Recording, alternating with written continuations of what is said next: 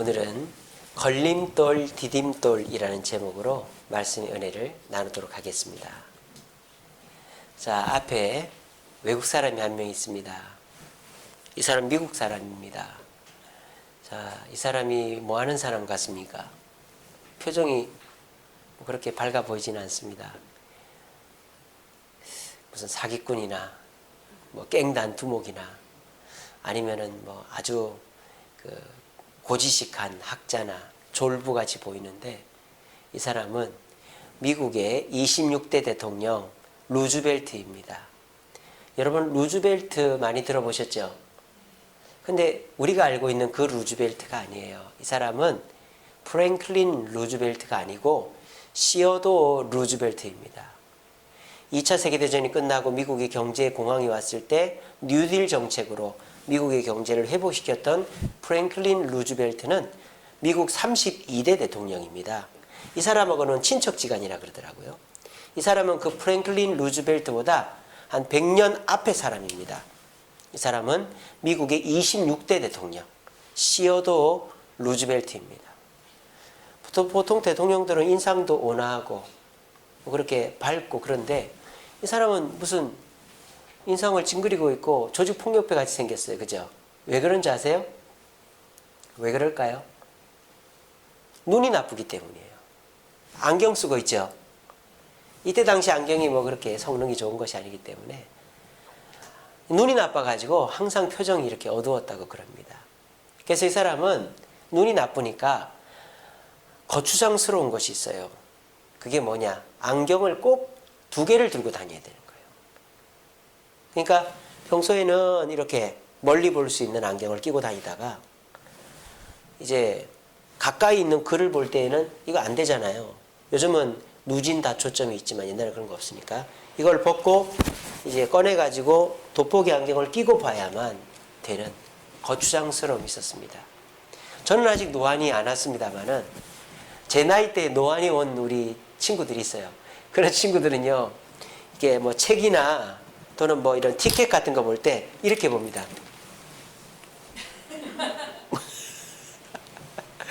얼마나 폼 떨어집니까, 그죠? 근데 저는 그래도 노안이 안 와가지고 그냥 다 잘 보여요. 그 눈을 보호하는 방법 중에 하나가 안경을 일찍 쓰는 겁니다. 그러니까 눈이 어중간하게 좋은 분들이 있어요. 1.0, 1.5 이게 아니라 0.7, 0.8 이런 분들 있죠. 그런 분들은 안경을 쓰려고 하니까 눈이 아예 나쁜 것도 아니고 보이는데 또 안 쓰자니 좀 불편하고 이런 분들이 찡그리는 거예요. 왜냐하면 이렇게 찡그리면은 좀 보이니까. 근데 그렇게 하면 눈이 더 망가지는 거예요. 오히려 눈이 안 좋으면 빨리 안경을 교정 시력을 찾아야 되는 거예요. 그리고 안경을 6개월 내지 1년에 한 번씩 검사해서 바꿔주면 저는 노안이 안 왔습니다. 근데 우리 교회 권사님 중에 한 분은 안경을 안 썼어요. 왜? 눈이 너무 좋아가지고. 근데 노안이 와가지고 글을 잘 못 읽어요. 돋보기를 들고 다니대요. 근데 맨날 돋보기를 안 들고 다니는 거예요. 그러니까는 성경 읽고 뭐 할 때마다 항상 애를 먹는 거예요. 돋보기를 안 갖고 왔으니까 글이 잘 안 보이니까. 그래서 이분이 그런 상황이었다는 거예요. 그래서 자기가 눈이 나빠서 이 안경을 하나 더 들고 다녀야 되는 게 너무 거추장스럽고 불편했던 거예요. 아, 그래서 내가 왜 이렇게 불편하게 살아야 되나 그랬는데 이분에게 놀라운 일이 벌어졌습니다. 이분이 이렇게 이제 사람들 앞에 놓고 연설을 하고 있었어요. 근데 어떤 나쁜 놈이 총을 들어가지고 이분을 쏜 거예요. 그 가슴에 명중을 했어요. 와! 하고 쓰러졌어요, 이분이. 난리가 났습니다. 왜 가슴에 명중했으니까 죽어야 될 거 아니에요. 근데 이분이 안 죽었어요. 왜 안 죽었을까요? 이거예요. 안경집을 여기다 놓고 다녔잖아요. 그 안경집이 총알을 막아준 거예요. 그래서 좀 아팠는데 이 총알이 몸에 안 박혀가지고 멀쩡하게 사는 거예요. 그래서 이분이 남긴 명언이 이겁니다. 어느 것 하나 감사하지 않을 것이 없구나, 이런 명언을 남겼습니다. 내가 그렇게 거추장스럽게 생각했던 것이 내 목숨을 살렸구나. 여러분 등산 해보셨죠? 제가 청년 시절에 지리산 등반을 했습니다. 중산리에서 지리산 꼭대기까지. 제가 그때 이 몸이었거든요. 제가 이제 청년 때 70km, 75km 왔다 갔다 했었어요. 그러니까 산을 뛰어다녔어요. 그때는. 그런데 남들은 그 중산리에서 지리산 천왕봉까지도 한 5시간, 6시간 걸리거든요. 그러니까 저는 뛰어서 한 3, 4시간 만에 가겠지 생각한 거예요. 그래서 반바지에, 반팔에 여름이었으니까 그냥 뛰어간 거예요. 산을. 그 지리산, 뭐, 중산리에서 가는 거 별로 길 험하지 않습니다. 근데, 목이 말라 죽겠는 거예요. 저는 중간중간에 약수터가 있을 줄을 생각을 하고는 막 뛰어가는데, 목이 말라 미치고 환장하는 거예요. 그래서 막 남들이 버리고 간 물통 없나? 근데 세상에 버리고 간 물통도 없는 거예요. 그래가지고 목이 말라가지고 죽겠다 하는데 한참을 가니까 약수터가 하나 있더라고요.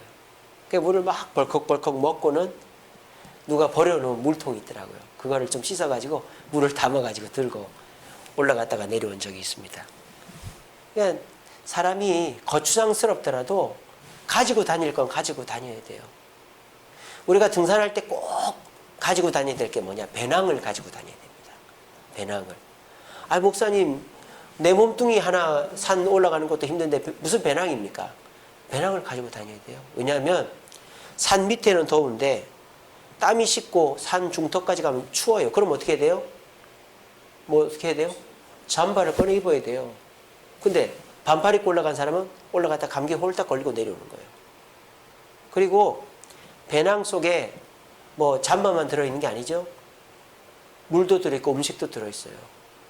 그래서 당 떨어지면은 초콜릿도 먹고 뭐 귤도 먹고 뭐 이렇게 뭘 먹어줘야 되는 것이죠. 그리고 제일 중요한 게 뭔지 아십니까? 산에서는 굴러 떨어질 수가 있습니다. 넘어질 수가 있어요. 근데 우리가 앞으로 넘어지는 건 손을 잡지만 뒤로 넘어지면은 대책이 없잖아요.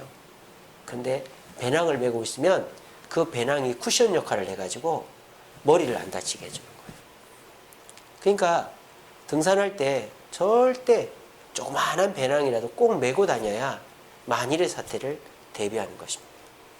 이처럼 우리는 우리를 거추장스럽게 한다고 생각하는 그것이 사실은 위기의 순간에 우리를 구해주는 것이 되는 것입니다.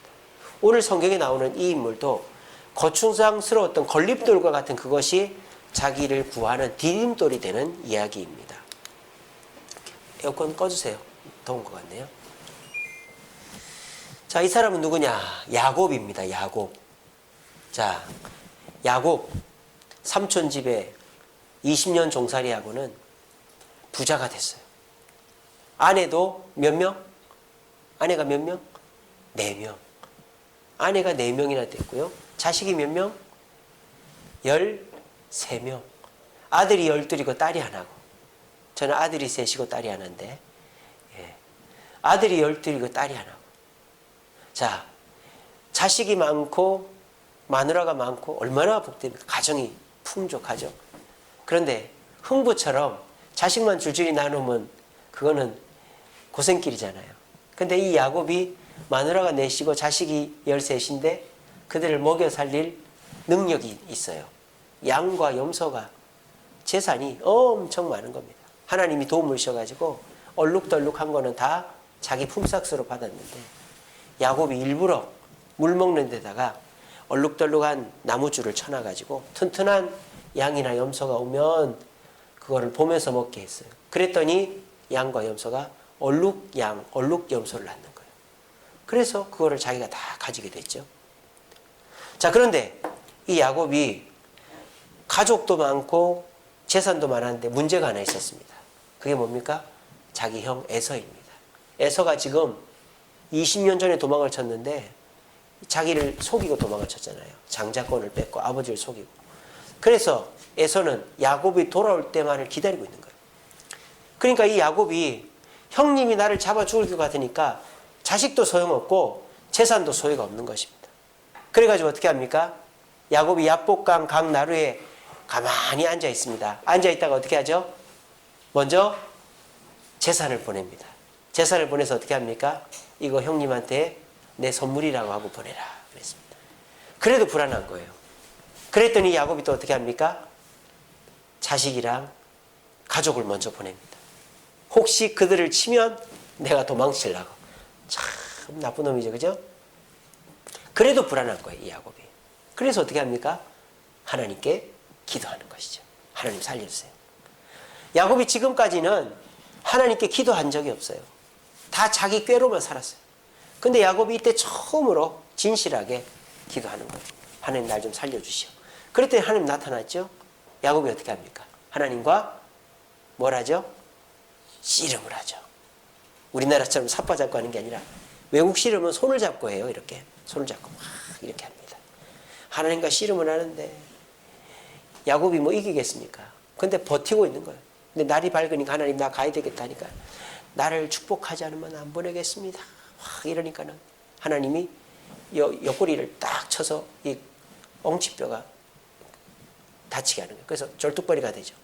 그리고 이름을 야곱에서 이스라엘로 바꿨어요. 그리고 난 다음에 에서를 만났더니 에서가 야곱을 죽이는 게 아니라 아이고 내 동생 빨리 와라. 하나님이 에서의 마음을 변화시켜 주신 거예요. 자 보세요. 야곱의 문제가 다 해결됐어요. 야곱은 대가족을 이뤘습니다. 부자가 됐습니다. 자기를 죽이려고 했던 형님과의 관계가 회복됐습니다. 이게 다 누구의 은혜입니까? 하나님의 은혜죠. 그러면 이 야곱이 어떻게 해야 됩니까? 하나님 뜻대로 살아야 되겠죠? 근데 야곱이 사람이 화장실 들어갈 때 마음하고 나올 때 마음이 다르다고. 문제가 다 해결되고 나니까 딴 마음이 생기는 거예요. 야곱이 원래 가졌던 마음은 뭘까요? 이거였죠. 야곱이 20년 전에 도망을 칩니다. 근데 들판에서 잠을 자는데 꿈을 꿨어요. 환상을 봤어요. 하늘에서 이렇게 사닥다리가 있는데 천사가 왔다 갔다 하는 환상을 본 거예요.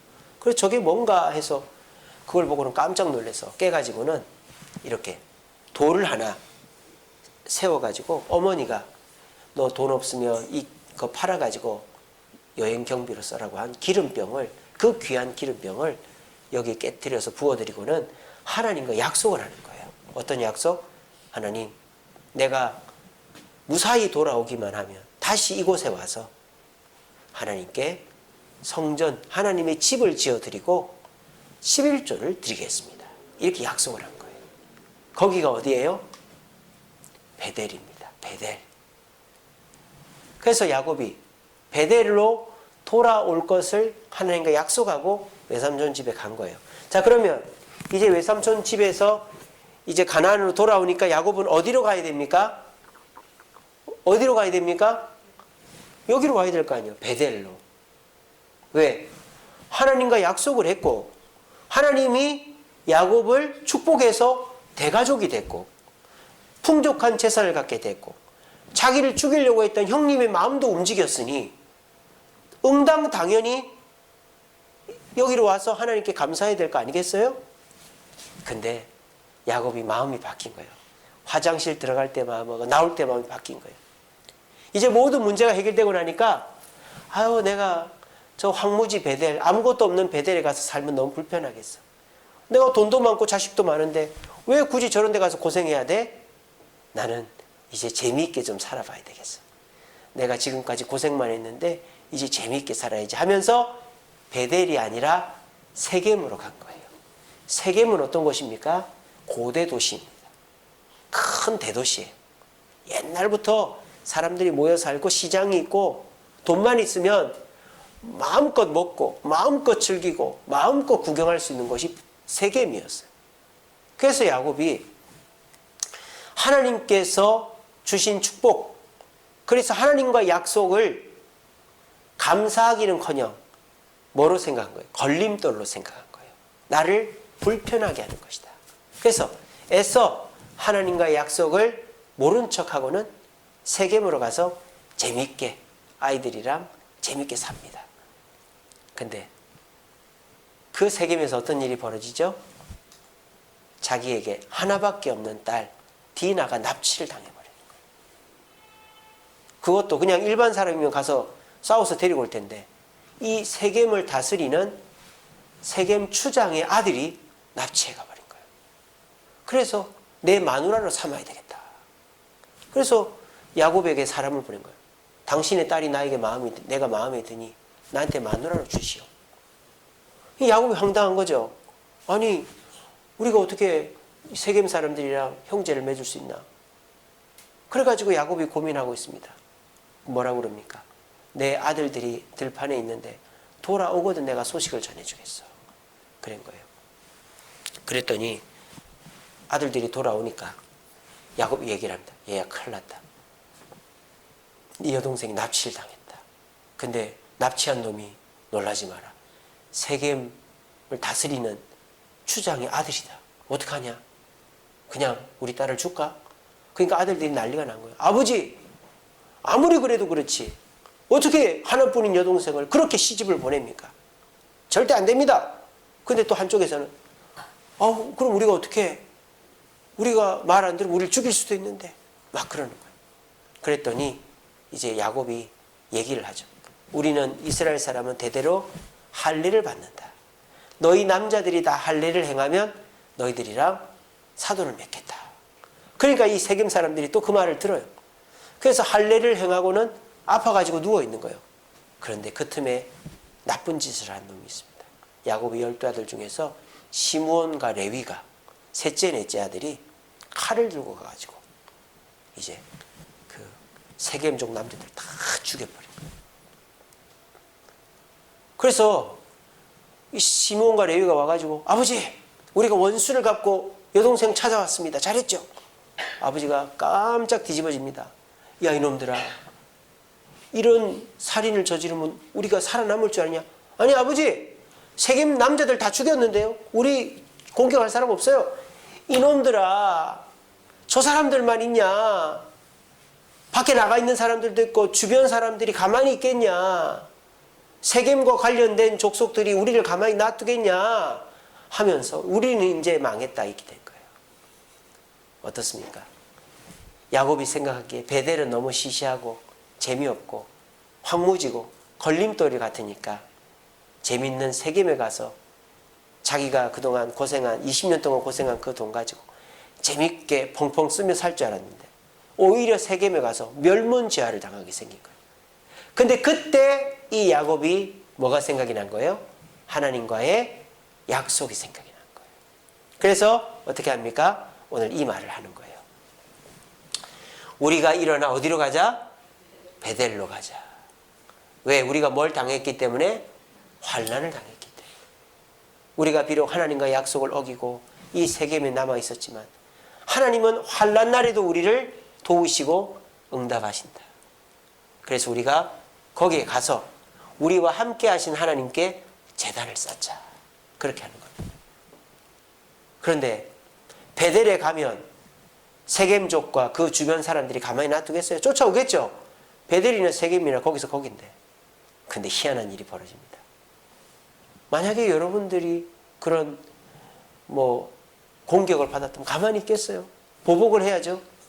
근데 야곱이 세겜에서 베델로 가겠다고 마음을 먹고 베델에 있으니까 세겜족 사람들이나 세겜 주변 사람들이 보복을 하러 오질 않는 거예요. 하나님의 역사죠. 그러니까 이 베델이 야곱에게는 즐길 수 있는 환경으로 가는 걸림돌이 아니라 자신의 생명과 가족의 생명을 지켜준 디딤돌이 됐다는 것입니다. 저와 여러분들도 마찬가지죠. 우리들도 우리 인생의 걸림돌이라고 생각하는 것들이 있어요. 가정이 걸림돌이다. 그렇게 생각하시는 분들도 계시죠. 막상 결혼해 보니까 남편이 내 뜻대로 안 살아주고 아내가 내 뜻대로 안 살아주고 자식들이 속을 썩이고 내가 번 돈 다 집에 갖다 줘야 되고 그러니까는 집에 들어가는 게 힘들고 가정이 나의 걸림돌이 되는 경우가 있습니다. 가정만 그렇습니까? 내 부모 형제가 걸림돌이 될 때가 있습니다. 힘들고 어려울 때는 서로 잘 지냈는데 좀 돈 좀 벌고 나니까 서로가 달려 들어가지고 나도 좀 다오, 너도 좀 가져가, 나도 좀 다오, 쟤도 좀 다오. 또 부모가 돌아가시기라도 하면 서로 조금이라도 더 가져가겠다고 싸우고 형제가 걸림돌이 되기도 하고 또 우리의 신앙생활이 걸림돌이 되기도 합니다.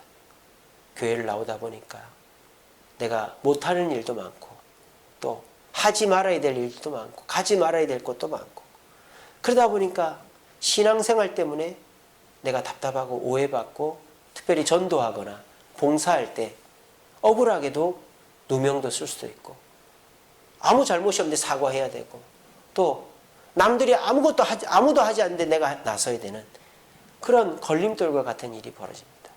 근데 여러분 중요한 사실은 뭔지 아십니까?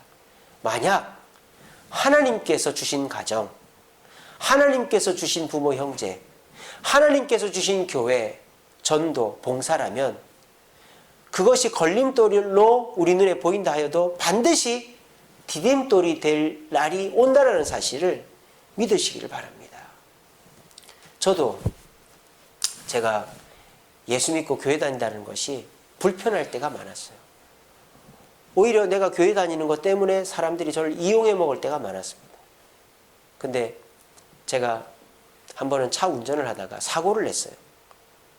근데 제가 교회 차를 몰고 가다가 사고를 내라니까는 그 상대방이 막 더 심하게 할 줄 알았는데 제가 막 내려서 미안합니다, 죄송합니다. 막 그렇게 했더니 그 사람이 오히려 그냥 가는 거예요. 알고 보니까 그 사람이 예수 믿는 사람이었던 거예요. 그리고 제가 택시랑 부딪힌 적도 있어요. 옛날에. 근데 보통 차 사고가 나면 미안하다는 말을 잘 안 해야 되는데 저는 무조건 미안합니다. 제가 교회에서 배운 게 그런 거니까. 그랬더니 오히려 그 택시기사가 저를 위로하고 자기가 아는 수리점에 가서 그냥 수리해서 수리비만 받고 그냥 넘어가는 그런 일도 있었어요. 그러니까 저와 여러분들이 어려운 일이 있을 수 있어요. 거추장스러운 것이 있을 수 있어요.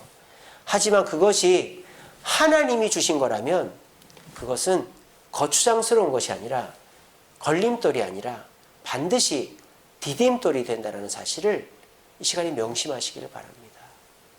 오늘 야곱은 자기 인생의 걸림돌로만 여겨졌던 하나님과의 그 약속 때문에 생명을 구하고 자식들을 살렸어요.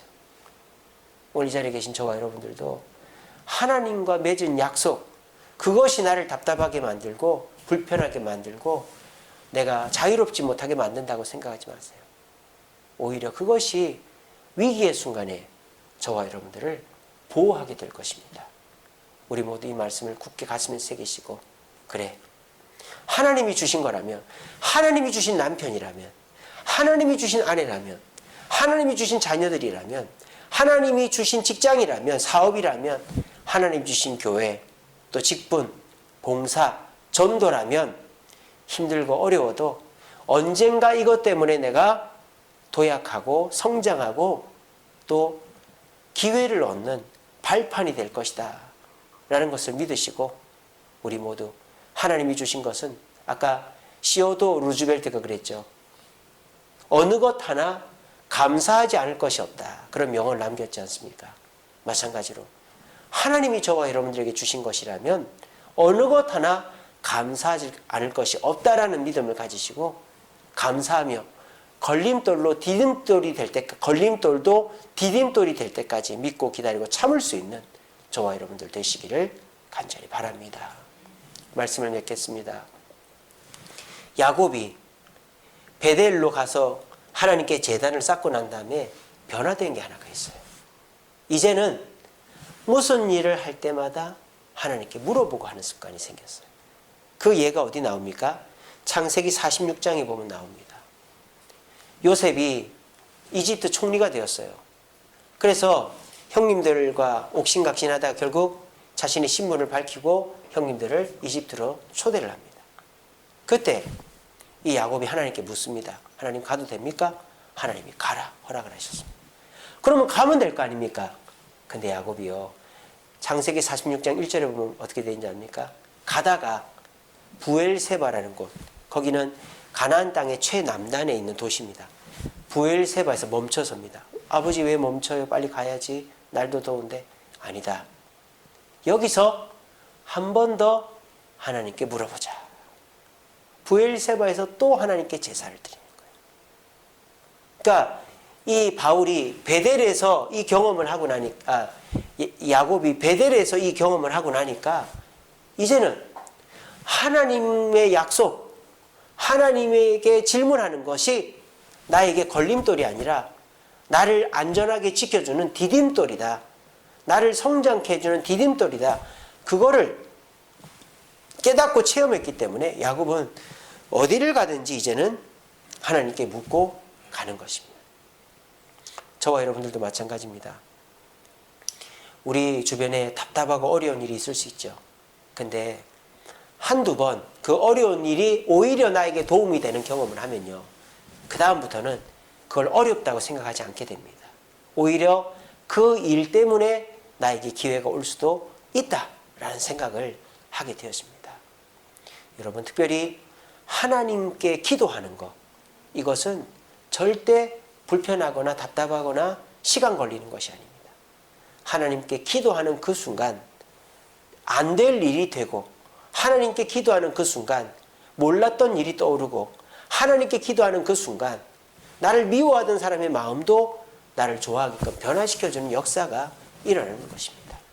그래서 이 야곱은 이 베델에서 하나님을 만나고 하나님의 보호를 받고 난 다음부터는 언제 어디서든 하나님께 묻고 가는 습관이 생겼다는 것입니다. 오늘 이 자리에 계신 저와 여러분들도 여러분들의 삶 속에 신앙이 걸림돌이 되는 경우들이 있을 수도 있겠지만, 그것을 걸림돌로 생각하지 마시고 디딤돌로 생각하고 하나님의 은혜를 체험함으로 언제 어디서든지 하나님께 묻고 하나님의 뜻대로 해서 모든 일을 형통하게 이루어갈 수 있는 저와 여러분들 되시기를 간절히 바랍니다.